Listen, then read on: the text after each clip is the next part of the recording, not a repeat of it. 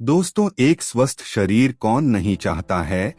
तो आज हम आपको बताएंगे कि स्वस्थ रहने के लिए हमें क्या करना चाहिए। तो चलिए शुरू करते हैं आज की यह कहानी। एक ऋषि जो प्राचीन आयुर्वेद और योग के विशेषज्ञ थे, वह शहर के बाहर एक स्वनिर्मित झोपड़ी में रहते थे। एक दिन उस शहर का सबसे अमीर आदमी उनके आश्रम में आता है।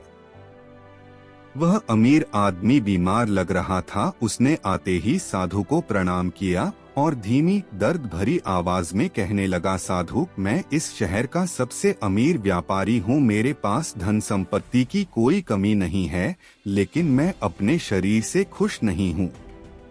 अक्सर कोई न कोई बीमारी मुझे घेर लेती है, जिसके कारण मैं हर चीज के बाद भी परेशान और दुखी रहता हूँ। तो क्या आप मुझे अपने आयुर्वेदिक खजाने से बता सकते हैं कुछ सरल और संक्षिप्त नियम जिनका पालन करके मैं स्वस्थ जीवन जी सकता हूँ। साधु ने व्यापारी की बात ध्यान से सुनी और फिर कहने लगे, आयुर्वेद में कहा गया है कि जिस व्यक्ति को स्वस्थ रहना है, उसे हमेशा अपने शरीर के वात, कफ और पित्त को संतुलित रखना चाहिए।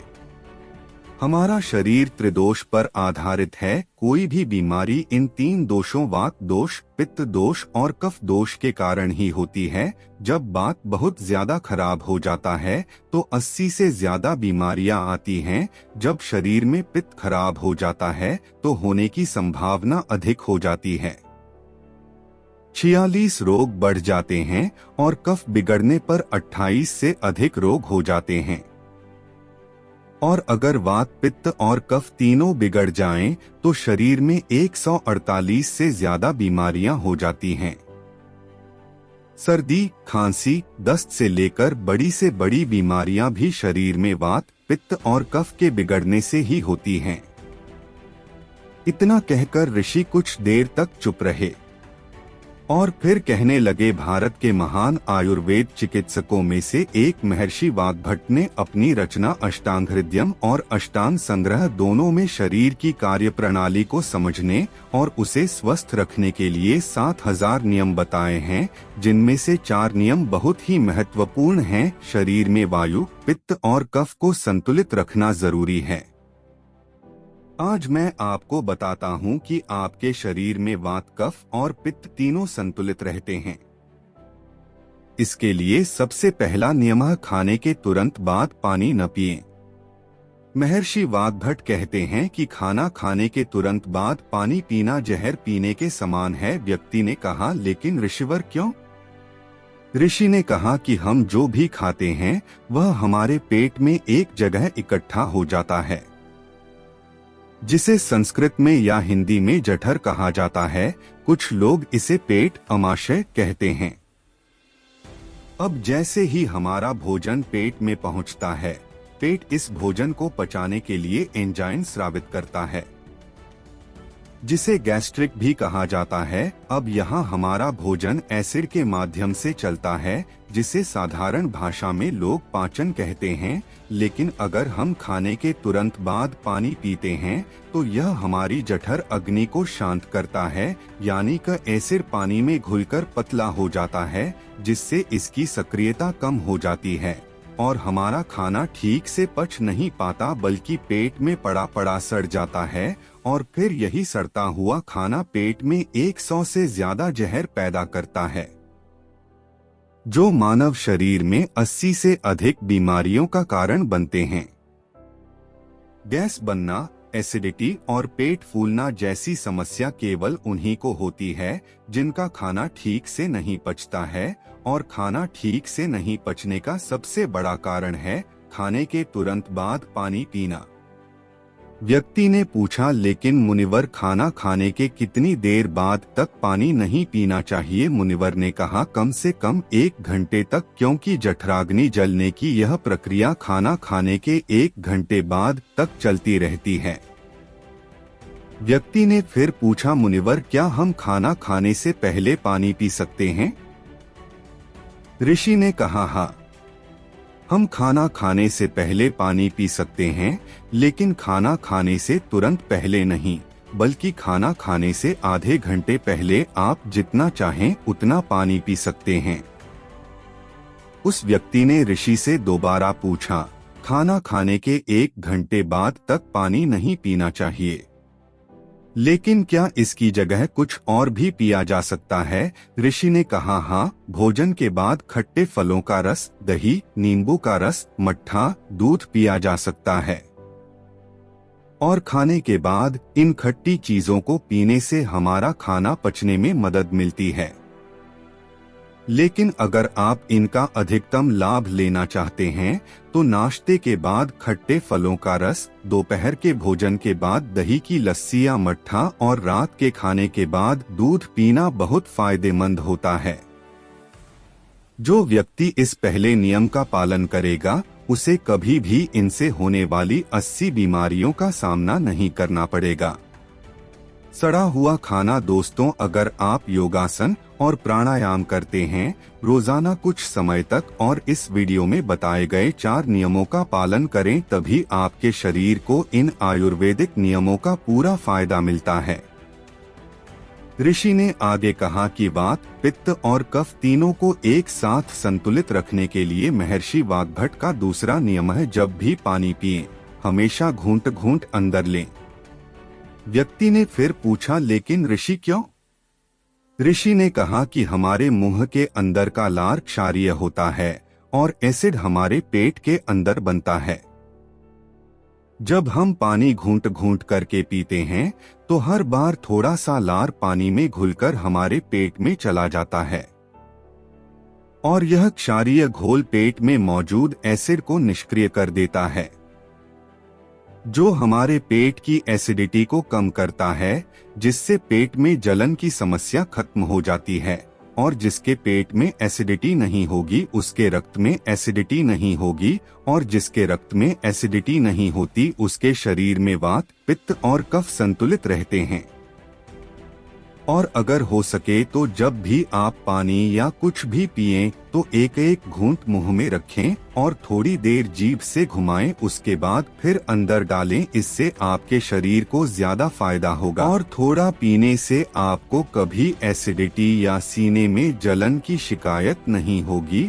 और गहरा तो हमें लगेगा कि प्रकृति भी हमें आराम से घूंट घूंट करके पानी पीने का संकेत देती है।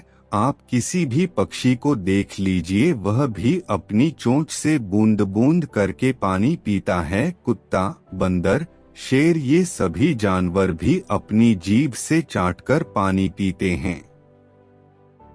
कोई भी व्यक्ति एक साथ मुंह से पानी नहीं पीता, केवल कुछ बड़े जानवर जैसे गाय, बैल और हाथी ही एक सांस में पानी पीते हैं, क्योंकि उनके शरीर को पानी की बहुत आवश्यकता होती है और उनके शरीर में पानी की आवश्यकता को चाटने या घूंट घूंट पीने से पूरा नहीं किया जा सकता है। लेकिन इंसान अपनी प्यास तो बुझा सकता है। पानी धीरे धीरे पीने से, इसलिए पानी पीने का तरीका बदलें और घूंट घूंट करके पानी पिएं।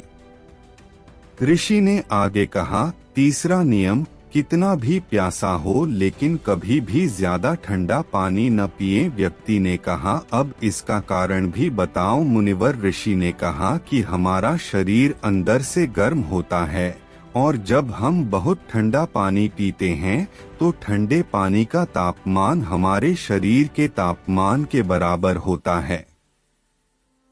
हमारा शरीर बहुत अधिक ऊर्जा खर्च करता है, जिससे हम सुस्त और थके हुए हो जाते हैं।